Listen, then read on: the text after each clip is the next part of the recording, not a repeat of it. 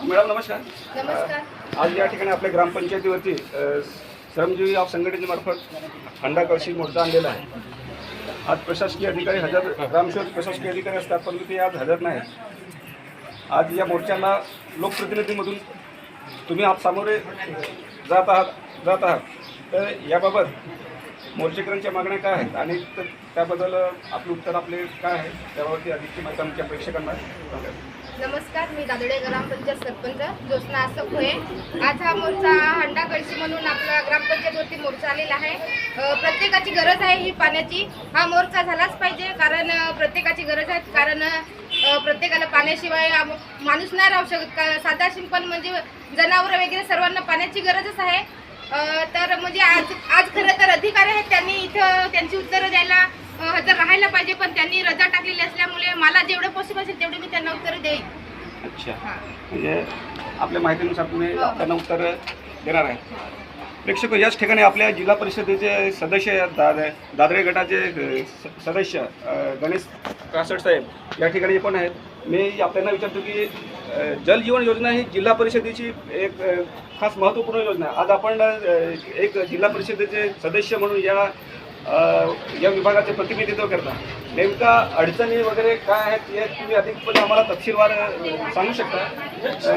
तर याबाबत जलजीवनचे अडचणी संदर्भात किंवा जे कामं आता गेले 3-4 वर्षापासून जे रेंगाळत आहेत याबाबत नेमकी अधिकची माहिती आमच्या प्रेक्षकांना आपल्याकडून द्यावी.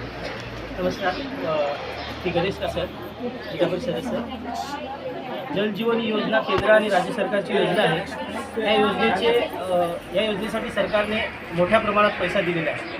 परंतु आज प्रत्येक गावात काही गाव आहेत आणि काही आणखी गावं आहेत, जी बरीचशी गावं आहेत तिथे नळ योजना चालू आहे.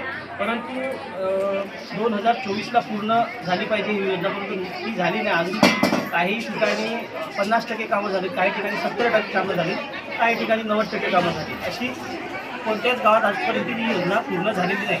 त्याच्यामुळे ही योजना पूर्ण व्हावी याच्यासाठी हा जो मोर्चा काढला आहे तो खरोखरच योग्य आहे. आणि या मोर्चामुळे जे ठेकेदार आहे किंवा जे अधिकारी आहेत, जे याच्या अगोदर जी योजना मोठी योजना आली होती ती अशीच कोणाचं लक्ष नसल्यामुळं ती अर्धवट सोडून आणि त्या योजनेचा लोकांना लाभ देखील नाही झाला. परंतु हा मोर्चा घेतल्यामुळे ही योजना नक्कीच पूर्ण होईल अशी मला आशा आहे. आणि ही योजना पूर्ण झाली पाहिजे जेणेकरून प्रत्येकाला घरोघरी पाणी भेटलं पाहिजे. आणि हा मोर्चा जो आहे या मोर्चाचा उद्देशच तो आहे की प्रत्येकाला पाणी, प्रत्येकाच्या घरात पाणी भेटलंच पाहिजे आणि ते भेटेलच एवढे.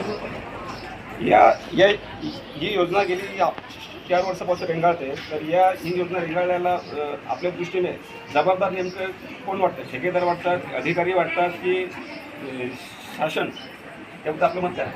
ही योजना सुरू होण्याअगोदर बऱ्याच ठिकाणी म्हणजे माझ्या गटात तरी काही ठिकाणी जागेचा प्रॉब्लेम होता, काही ठिकाणी फॉरेस्टचा प्रॉब्लेम होता आणि काही ठिकाणी जे पाईप आहेत ते बाहेर निघत होते. त्याच्यामुळं त्यांना ते ठेकेदारांना पाईप वेळेवर भेटत नव्हते. अशा बऱ्याच अडचणी आहेत. परंतु ठेकेदार आता 2024पर्यंतची मुदत होती, परंतु आजपर्यंत काम काही पूर्ण होताना दिसत नाही. का पूर्ण होत नाही हे मी देखील सांगू शकत नाही, परंतु 2024ला ती पूर्ण झाली पाहिजे, परंतु ती होत नाही. याला ठेकेदार ही जबाबदार आहे, प्रशासन ही जबाबदार आहे, सर्वच गोष्टी जबाबदार आहेत.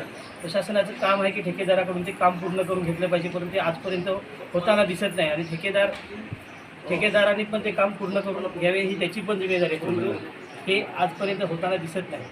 धन्यवाद. हे होते आपले जिल्हा परिषद सदस्य कासट साहेब.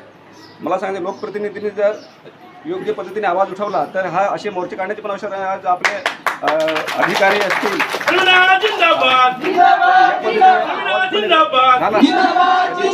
लवकरात लवकर पूर्ण होतील आणि जनतेला लवकरात लवकर न्याय मिळेल. धन्यवाद. मशाल न्यूजचा गणेश कसं गंगाराम मार्गे.